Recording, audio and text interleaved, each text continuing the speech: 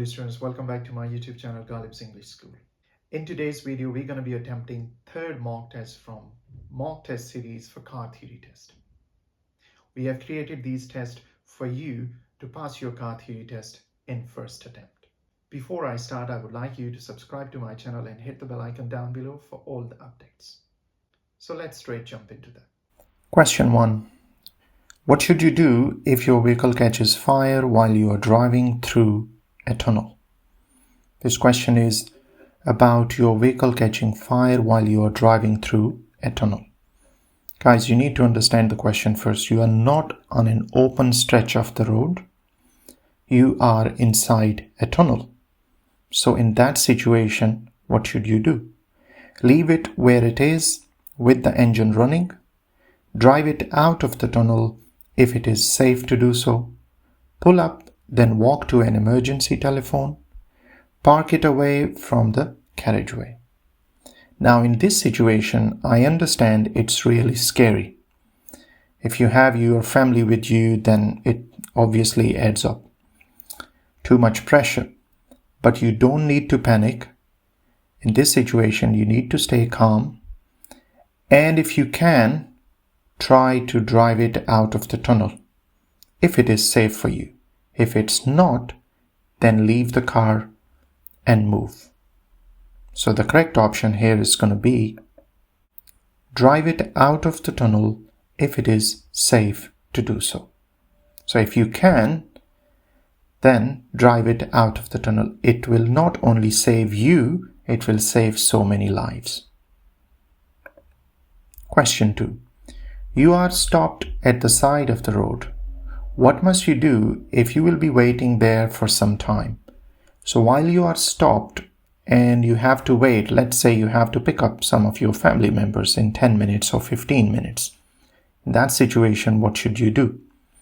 Apply the steering lock, switch off the radio, use your headlights, switch off the engine.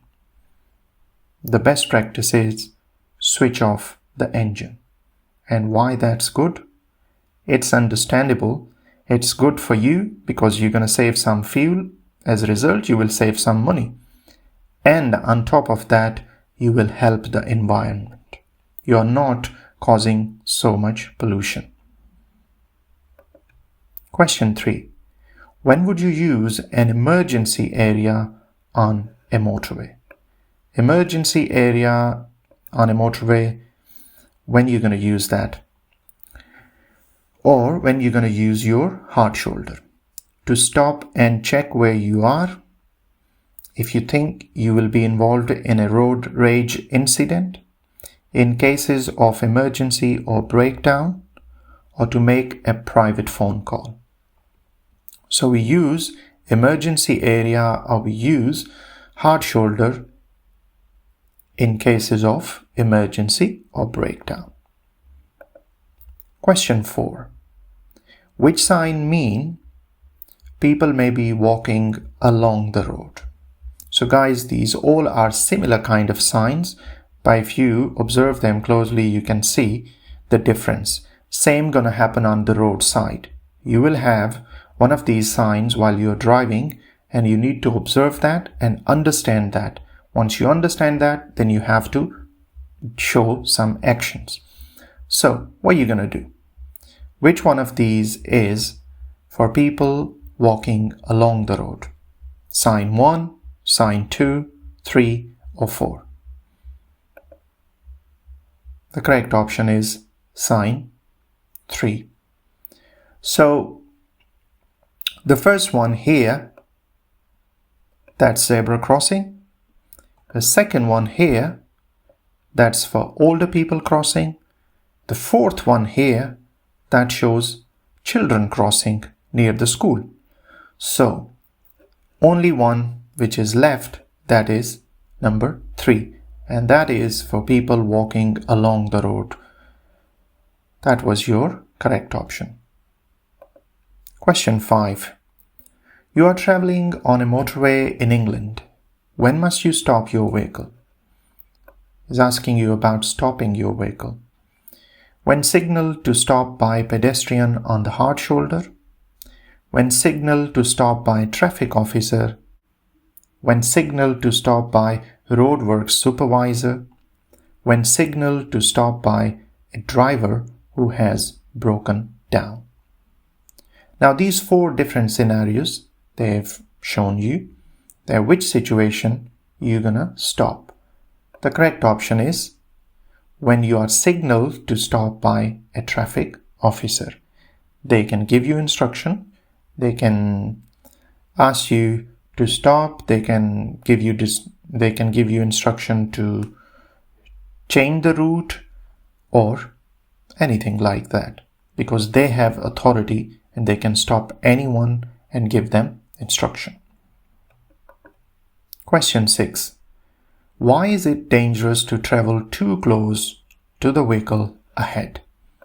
Guys, dangerous driving, it's a major fault. If you do that in your actual exam, you will fail that, unfortunately. So, what is dangerous driving? If we can identify certain situations where you are going too close to the other vehicle, they can stop suddenly and you can hit them, or you are overtaking someone which is very close, again that's dangerous. Dangerous in a sense, it's careless driving. It can cause problems. So here, why is it dangerous to travel too close to the vehicle ahead? So if you're following someone and you're driving too close to them, why is it dangerous? Your sat-nav will be confused, your engine will overheat, your view of the road ahead will be restricted, or your mirrors will need adjusting. The correct option is your view of the road ahead will be restricted. You won't be able to see clearly what's happening ahead on the road. If that vehicle happens to be a lorry or a bus or a truck or a van, so in that case you won't be able to see clearly. Even if it's a 7-seater van, you won't be able to see clearly if you're driving a small car. So what you need to do, you need to keep a safe distance from the vehicle ahead. The technical term which they use, if you drive too close to another vehicle, that is called tailgating. And if police officer, they see you doing tailgating, they can stop you, they can fine you, or they can warn you, because that is not safe. Question 7. You are waiting to turn right out of a minor road. Guys, you need to understand the question. You are waiting to turn right out of a minor road. It is clear to the left. So your left side is clear. You are at the junction, but a lorry is coming from the right. There is a lorry which is coming from the right. Lorries are usually slow because they are loaded. Why should you wait even if you have enough time to turn? Why would you be waiting there? Option A. The lorry might be slowing down. Anything overtaking the lorry will be hidden from the view. The lorry could suddenly speed up. The load on the lorry might be unstable. So in this situation where you are waiting at a junction and you want to turn right on a main road, your left is clear, but from the right there is a lorry coming. In that situation, what should you do? Why would you be waiting there, or why should you wait there? So the best practice is you should wait there because anything overtaking the lorry will be hidden from your view. You won't be able to see that, or you may not be able to see that on time. So that can cause an accident. Question 8. What does this sign mean? If you look at this sign, it's a warning triangle. There are 2 arrows. One is to the right, one is to the left. So two-way traffic over a bridge. Two-way traffic crosses one-way road. Two-way traffic straight ahead. Two-way traffic crosses two-way road. This sign means two-way traffic crosses one-way road. Guys, you will usually find this sign, most of the time, this sign is on a T-junction. Question 9. You are approaching a crossroad. A crossroad, guys. This is a crossroad. What should you do if the traffic lights have failed? You are approaching this crossroad junction. Traffic lights have failed. In that situation, what should you do? Be prepared to brake sharply to stop. Brake sharply to stop before looking. Be prepared to stop for any traffic. Brake and stop only for large vehicles. The correct option is be prepared to stop for any traffic. Because traffic lights, they are out of order. So you need to be very careful because anyone can come from anywhere. So in that situation, there is a confusion, and that confusion causes accident. So be careful. Question 10. You wish to tow a trailer. Where would you find the maximum nose weight for your vehicle's tow hitch? So you want to tow a trailer with your vehicle. Maximum nose weight for your vehicle's tow hitch. But you're going to find that how much weight you can put in your trailer. In your vehicle registration certificate, in the vehicle handbook, in the highway code, in your license documents.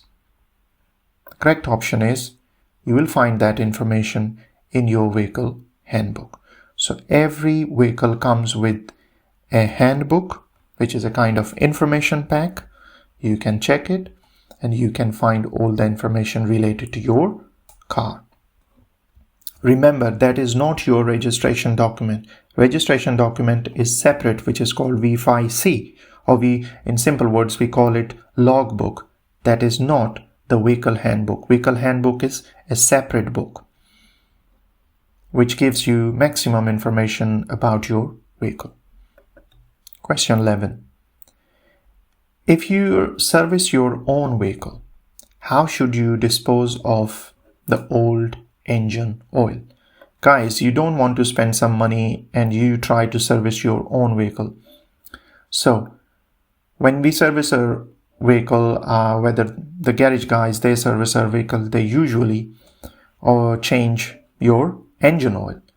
If you change your engine oil and you put new oil in there, what are you going to do with the old oil, the engine oil, which is like already being used? You will tip it into the hole in the ground. You will put it in your dustbin. You will pour it down a drain. You will take it to a local authority site.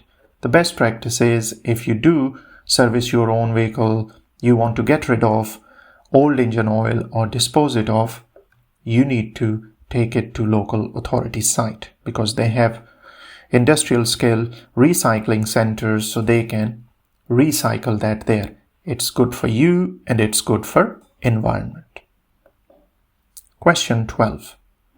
Guys, in this question we have this image as well, which shows you the picture of a road. What is the reason for hatched area along the center of this road? Why we have hatched area along the center of this road? It's talking about this hatched area in the middle, which has different color, and there are white diagonal stripes as well. It's a temporary marking to warn of the roadworks. It separates the two sides of dual carriageway. It marks an area to be used by overtaking motorcyclists, or it separates traffic flowing in opposite direction. The correct option is this hatched area along the center of the road separates traffic flowing in opposite direction. And you need to understand that because there is a hazard also, there is a bend. So traffic should flow in opposite direction on their sides. Question 13. If you renew your vehicle road tax, what documents must you have? So it's asking you about vehicle road tax when you want to renew that. What document should you present? or whether you do it online, what documents must you have? The vehicle handbook, a valid driving license, valid insurance, or the vehicle chassis number. The correct option is you should have valid insurance. Then you can renew your road tax. Question 14. What do you need before you can legally drive a motor vehicle on the road? So for legally driving a motor vehicle on public road, what documents should you have?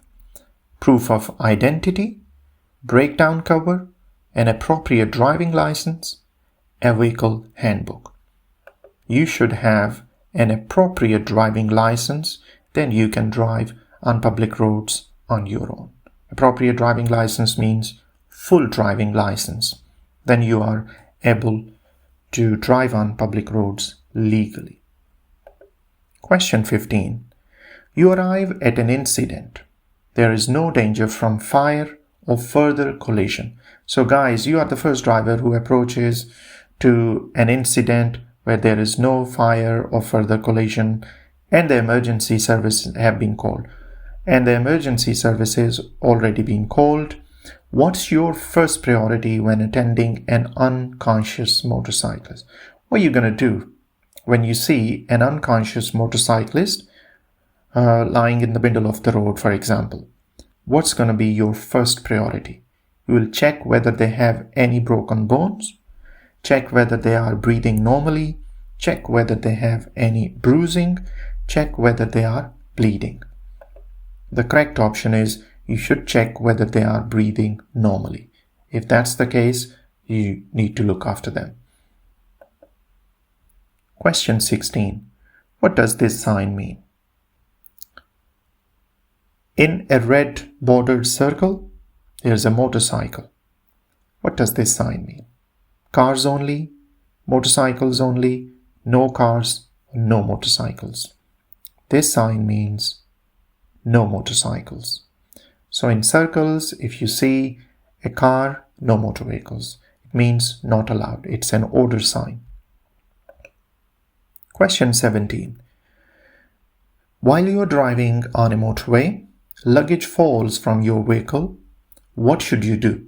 Let's say you had some luggage on your roof or in roof rack and it is fallen. What should you do in this situation? Walk back up the motorway to pick it up. Stop on the motorway and switch on hazard warning lights while you pick it up.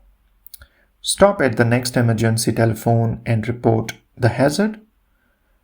Pull up on the hard shoulder and wave traffic down. Guys, you need to be very careful. It's very dangerous when you stop on the motorway.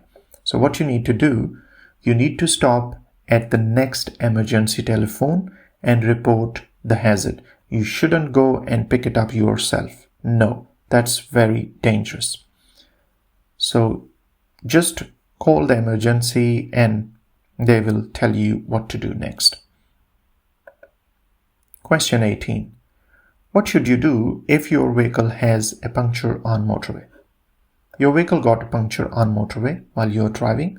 In that situation, what should you do? Drive slowly to the next service area to get assistance. Pull up on the hard shoulder or in an emergency area and call for assistance. Switch on your hazard warning lights. Stop in your lane. Pull up on the hard shoulder or in an emergency area. Change the wheel as quickly as possible. The best practice is pull up on the hard shoulder or in an emergency area and call for assistance. Don't do it yourself because it's very risky. Question 19. What restrictions apply to people who have a provisional driving license? What restrictions? Guys, I'm sure those who are watching this video, they haven't passed their theory test, so they must have provisional driving license, right? So, if you have provisional driving license, what restrictions you face? They cannot drive at night. They cannot drive unaccompanied. They cannot drive over 30 miles per hour, or they cannot drive with more than one passenger. So if you have a provisional license, which one of these restrictions apply to you? You cannot drive unaccompanied. You cannot drive on your own. You must have someone who is passed for the last 3 years or is at least 21 years old. So in one of these, they should have driving license in the same category for the last 3 years and they should be 21 years of age at least. Then they can give you some instructions and you can drive.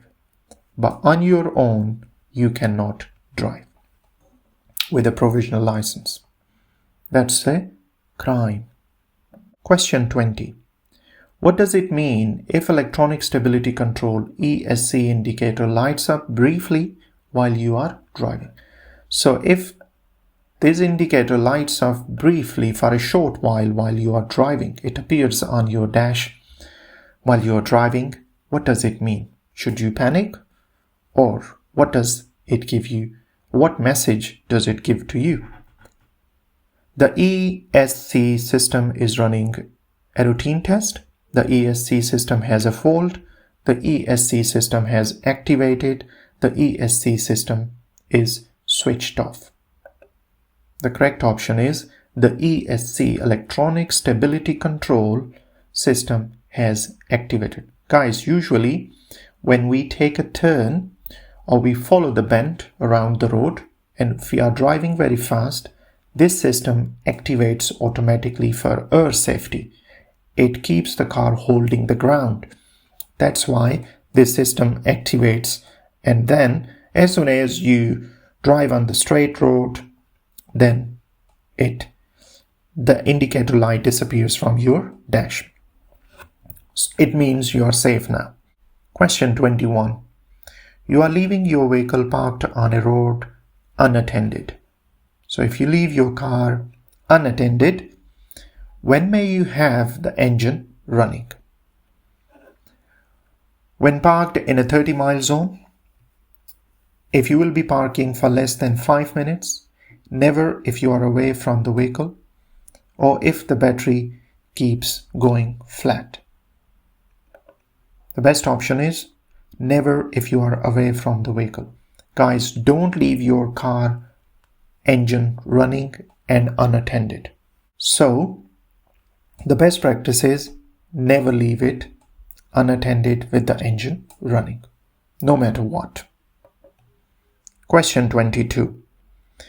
In a busy town, you are having difficulty finding a parking space. So you cannot find some parking space. Can you park on the zigzag lines of zebra crossing? Yes, if you don't block people from crossing. No, not unless you stay with your car. Yes, in order to drop off a passenger. No, not under any circumstances. Guys, the best practice is you must not park on the zigzag lines. No, not under any circumstances. That's your option. You are not allowed to park there. Question 23. You are following two horse riders as they approach a roundabout in the left-hand lane. Two horse riders approaching a roundabout in the left-hand lane. You are following them. Where would you expect the horse riders to go? They will go to the left. So here is a spelling mistake. That should be left. My apologies. It's an editing mistake.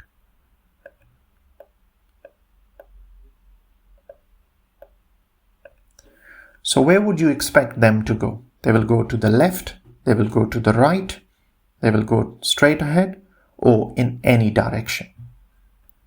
The correct option is they can go in any direction. The same is the case with cyclists. If you are following a cyclist approaching to the roundabout in the left-hand lane, what should you do? You don't know where they're going, so stay behind. Keep a safe distance. Let them go first. They can go to the right, to the left, or in any direction, we don't know. So the best practice is stay behind. Question 24. What shape is a stop sign. Which one of these is a stop sign? From the left, 1, sign 2, sign 3, or sign 4. So sign 3 from the left is your stop sign. First one here, that's for order. Second one, that's for information. Third one, that usually if it's in black color, that is for route diversion. But if it is in red, that is for general warning signs. Question 25. You want to turn right from a main road into a side road. Guys, turning right is very dangerous. Dangerous in a sense, it does not mean that it's very dangerous and we shouldn't do that. No, it means we need to be very careful, very vigilant. We need to observe properly because we have to give way to the oncoming traffic. At the same time, we need to be careful and doing observation for the traffic from behind who are trying to overtake. So in that situation, you should be very careful. So if you want to turn right from a main road into a side road, what should you do just before turning? You shouldn't just randomly turn. No, before turning, you need to do some observation. And what is that? Select low gear, stop and set the parking brake, check for traffic overtaking on your right, or cancel your right turn indicator. The best practice is you should check for traffic overtaking on your right. So sometimes drivers, they drive very carelessly and they don't see even your right indicator. So in that situation, you need to be very careful. Question 26. Where should you never overtake a cyclist? Never overtake a cyclist. Just before you turn left, on a dual carriageway, on a one-way street, on a left-hand bend. So the correct option is just before you turn left. You shouldn't overtake cyclist. Question 27. What's the speed limit for a car towing a trailer? A car towing a trailer on a motorway. It's not a normal road, single carriageway or dual carriageway. It's a motorway. What's the speed limit for a car towing a trailer? 40 miles per hour, 50 miles per hour, 60 miles per hour, or 70 miles per hour. The correct option is 60 miles per hour. Question 28. What does it mean if the sign at a bus lane shows no times of operation? If this sign shows no times of operation, what does it mean? The lane is in operation in daylight hours. The lane is in operation at peak times. The lane isn't in operation. The lane is in operation 24 hours a day. The correct option is the lane is in operation 24 hours a day. Question 29. What's the purpose of road humps, chicanes, and narrowings? Road humps, chicanes, and narrowings. Chicanes are double bends. So what does it mean? What is the purpose of these road humps and narrowings and double bends? Why are they there? To allow pedestrian to cross, to increase traffic speed, to reduce traffic speed, or to separate lanes of traffic. These road humps, chicanes, and narrowings, they are there to reduce traffic speed. In other words, we call them traffic calming measures. So government or engineers, they intentionally design this to slow down the traffic. Question 30. How can you make sure that the satellite navigation, sat-nav system, does not distract you when you are driving? So how can you make sure? Only set the destination when you are lost. Choose a voice that you enjoy. Set it before starting your journey. Turn it off while you are driving in build-up areas. The best practice is set it before starting your journey. If you set it properly, put the postcode in there properly, then it's not going to distract you. It will take you to your destination. If you have put wrong code or something like that, you will keep going round the houses. It will distract you a lot. Question 31. What should you do if your mobile phone rings while you are driving or riding? Guys, make sure when you are driving or riding and your phone rings, what should you do? Pull up at the nearest curb, answer it immediately, leave it until you have stopped in a safe place, stop immediately. The best practice is leave it until you have stopped in a safe place. Because if you answer the phone, you may get bad news from family or friends, and that can divert your attention from driving, and you may hit someone, and that will cause another emergency. So the best way is leave it until you have stopped in a safe place and then check it. Question 32. You are driving on a road that has a cycle lane. In the picture you can see, guys, on the left there is a cycle lane. What does it mean if the lane is marked by broken white line? So it's asking you about this broken white line here. So on the left you can see this cycle marking as well. What does it mean? Why it is not a full solid white line? If it's a full solid white line, it means something else. If it's broken white line, it means something else. So here the question is about broken white line. What does it mean? Cyclists can travel in both directions in that lane. The lane must be used by motorcyclists in heavy traffic. You shouldn't drive it in that lane unless it's unavoidable. There is a reduced speed limit for motor vehicles using the lane. The correct option is this broken white line means you shouldn't drive in that lane unless it's unavoidable. Question 33. When should you use the right-hand lane of the 3-lane dual carriageway? Right-hand lane on a 3-lane dual carriageway. When can you use that? When you are driving fast, when you are overtaking only, when you are overtaking or turning right, when you are turning right only. You can use the right-hand lane for overtaking or turning right when you are on a 3-lane dual carriageway. Question 34. You are on a good dry road surface. Guys, road condition. Good, dry. Your brakes and tires are also good. On top of that, you have good condition tires and brakes. What's the typical overall stopping distance? At 40 miles per hour. Now, what does stopping distance mean? Stopping distance means, let's say you're driving at this point here and you see a hazard ahead or someone just jumps on the road right in front of you and you apply emergency brake. But your car not going to stop here at this point. It will go all the way down to a certain point and stop somewhere, maybe here or here. So that particular distance from this point to this point is called stopping distance.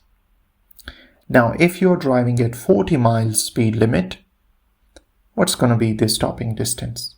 Under these conditions, stopping distance is 23 meters, stopping distance is 36 meters, it's 53 meters or 96 meters.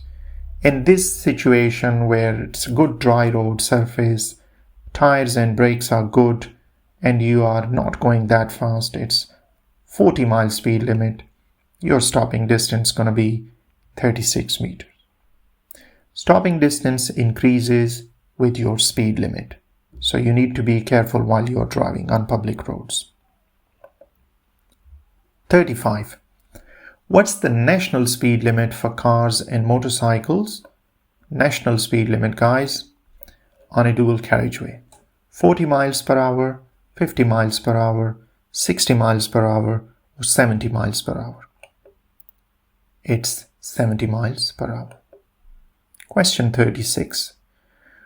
What will happen if you follow this vehicle too closely? Like I explained in the previous question, if you follow this vehicle too closely, it's a lorry, you cannot see what's happening on the road ahead. So what will happen? Your engine will overheat, your brakes will overheat, your view ahead of the road will be reduced, or your fuel consumption will be increased. The correct option is your view ahead will be reduced. You won't be able to see what's happening there. So stay behind. Question 37. Why is traveling in neutral for long distance known as coasting?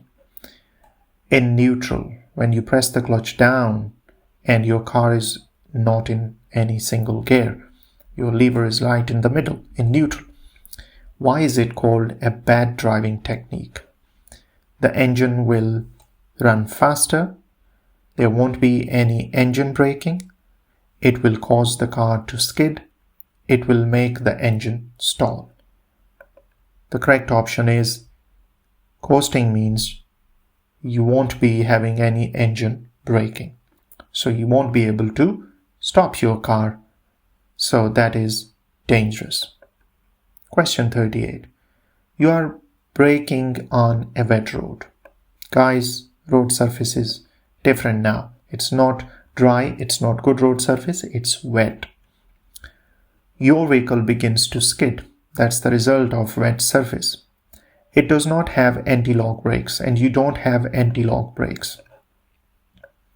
What's the first thing you should do? What would be your first action? Release the foot brake, push harder on the brake pedal, gently use the accelerator, quickly pull up the handbrake. The best practice is, in this situation, don't panic, rather release the foot brake. Question 39. You are driving on a motorway and have to slow down suddenly due to a hazard ahead. You have to slow down suddenly. How can you warn drivers behind of the hazard? So you have done your job, but what's the next action? How are you going to inform the drivers who are following you? Coming behind or following you, how are you going to inform them about this hazard? Sound your horn, switch on your hazard warning lights, flash your headlights, switch on your headlights. The best practice is you should switch on your hazard warning light so that they can get a message that something has gone wrong on the road ahead. Question 40. What should you do if the vehicle starts reversing off the driveway? So, this vehicle is reversing from the driveway. You are going in that direction. What should you do? Drive through as you have priority, speed up and drive through quickly, sound your horn and be prepared to stop, move to the opposite side of the road. Now in this situation, the best practice is sound your horn and be prepared to stop. So why are you sounding your horn? You are warning that driver that be careful. So that's the best practice. Question 41. What must you do when you are overtaking a car at night? So you are overtaking a car at night. In that situation, what should you do? Select a higher gear, flash your headlights before overtaking, make sure you don't dazzle other road users, switch your headlights to main beam before overtaking. Nighttime, guys, make sure you do not dazzle other road users. Your action can cause so many problems for other road users also, so you need to think about that. 42. You have to make an unexpected journey. Yeah? Unexpected journey. It's not planned journey. You going somewhere in an emergency, for example. You are carrying a 5-year-old child on the back seat of your car. Age 5 years. They are under 1.35 meters, 4 feet 5 inches tall. How should you seat them? if the correct child restraint isn't available. If you don't have the correct child restraint, the correct child seat, how are you going to sit them? Sharing a belt with an adult behind the passenger seat, between two other children, using an adult seat belt. So for the safety of the children, you will be using an adult seat belt if you haven't got the correct child restraint. Question 43. What should you do if you are towing a trailer and it starts swinging from side to side? So you are having a trailer, you are towing that with your car, but unfortunately it starts swinging from side to side, moving from one side to another. So what are you going to do? How are you going to control that? Brake hard and hold the pedal down, ease off the accelerator to reduce your speed, let go of the steering wheel and let it correct itself, accelerate until it stabilizes. The best practice is don't panic, just ease off the accelerator to reduce your speed. Don't brake hard or sharp braking, no, just reduce the speed gently. Ease off the accelerator and it will correct itself automatically. Question 44. Why should you slow down as you approach this hazard? Guys, so many indications. There are so many signs you can see. There are so many clues. First one here, slow. Second one here, along the center of the road, this line, what does it show? It shows its hazard warning line. And then you can see this sign as well, 300-yard countdown markers. And at the same time, you can see this major sign. It's the level crossing and warning triangle as well. That's giving you the warning that there are gates or barriers. So you should spot all these signs while you are driving on public roads. So which one? Because of the approaching traffic, because it's hazard to see the right, because of the level crossing, or because of the animal crossing. So you should slow down because of the level crossing. Question 45. What can you do to help prevent tiredness on a long journey? How can you keep yourself active? Play loud music in the car, complete the journey without stopping, eat a large meal before driving, take regular refreshment breaks. The best practice is take regular refreshment breaks. You can maybe wash your face. You can have a tea or coffee, which are caffeinated drinks. So that's the best practice. But don't eat a large meal. That will cause you more problem. Question 46. What requires extra care when you are driving or riding in windy condition? Guys, the condition is windy and you are driving or riding. If you are doing like one of them, why should you take extra care? Turning into a narrow road, passing pedal cyclist, using the brakes, or moving off on a hill. So you should be careful while you are passing pedal cyclists. Question 47. You are approaching a mini roundabout. What should you do if a long vehicle in front signals left? You need to understand this situation, guys. A long vehicle, a lorry, is signaling left, but the position is over to the right and it's a mini roundabout. Yeah? We don't have that much space in mini roundabout. It's really tight. So what should you do if you are following? Follow the same course as the lorry, sound your horn, overtake on the left, or keep well back. You should keep well back because the lorry driver, they are intentionally keeping to the right because they need more space. So in the roundabout, if it's a main roundabout, no problem. But if it's a mini roundabout, there's very tight space. That's why it's giving the signal left, but keeping the position to the right because it needs more space. So you should stay well back. Guys, last 3 questions. As usual, you know that in actual exam you will have these 3 questions with a video clip. The video clip remains the same for question 48, 49 and 50, but each time they will ask you for something else. So you need to watch this video clip very carefully. Here, this question is about these center lines of the road. So it's asking you that what do the lines along the center of the road mean? I'm going to play the video, watch carefully, and on the following slide we have options and we will choose one of the correct options from there.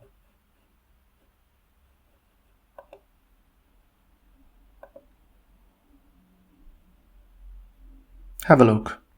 So as you're driving along, you can see constantly these center lines are there. So what do these center lines mean?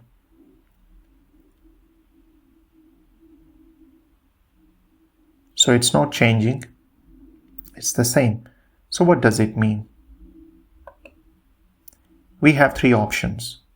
They mark the center of the road, there is a hazard ahead, no stopping, or no overtaking. So those who are watching and they think it's option B, they are right, because there is a hazard ahead. That's why we have hazard warning lines in the middle of the road. The correct option is option B, which is there is a hazard ahead. Question 49 is next, and we will have the same video clip. Now here is the same video clip, but this time is not asking you about the center lines. It's asking you that if you want to overtake the tractor, what should you do? So you saw in this video clip, there is a tractor. So let's watch the video. So we are going on this road and there is a tractor also. There is oncoming traffic as well. So if you want to overtake this tractor, what should you do? It's very tight. As you approach here, there was oncoming traffic as well. So in this situation, what are you going to do? Let's have a look at the options. Overtake straight after the oncoming car passes. Sound your horn and make the tractor pull over. Speed up and overtake before you get to the bend. Stay behind and wait until you have a clear view. The best practice is stay behind and wait until you have a clear view. Guys, we need to be very careful on public roads because accident takes split second. So if you are careless for a split second, for a microsecond, that's it. So you need to be very careful. You have your loved ones with you. If they don't, still you are their loved one. So life is very precious. You need to be very careful while you are driving on public roads, for yourself and for others. Let's have a look at question number 50, which is the last question of this mock exam. So again, we will watch the video. It's the same video clip, but this time is not asking you for the center line or for overtaking the tractor. It's asking you that why has the tractor got flashing amber lights? I'm going to play the video. Watch carefully. There you go. Let's say we are going along this road and we are following this tractor and it has got amber flashing lights. Look closely. You can identify easily now that it's got amber flashing lights. Why has it got amber flashing lights? What's the reason for that? Let's find out. Is it to warn you it has a wide load? Has it got these warning amber lights, flashing amber lights to warn you not to overtake? To warn you it's breaking down? Or to warn you it's a slow moving vehicle? The correct option is it warns you that it's a slow moving vehicle. Tractor was going very slow. That's why it has this flashing amber lights, because it was a warning sign. So we need to follow that. We need to stay behind. If there is no oncoming traffic, at good time, we can do all the observation and do right indicator, and then we can overtake. So guys, this was third mock test from mock test series for car theory test. If you have any question, please drop them in the comment section below. And don't forget to like and share this video. Look after yourself and this channel. Thanks for watching.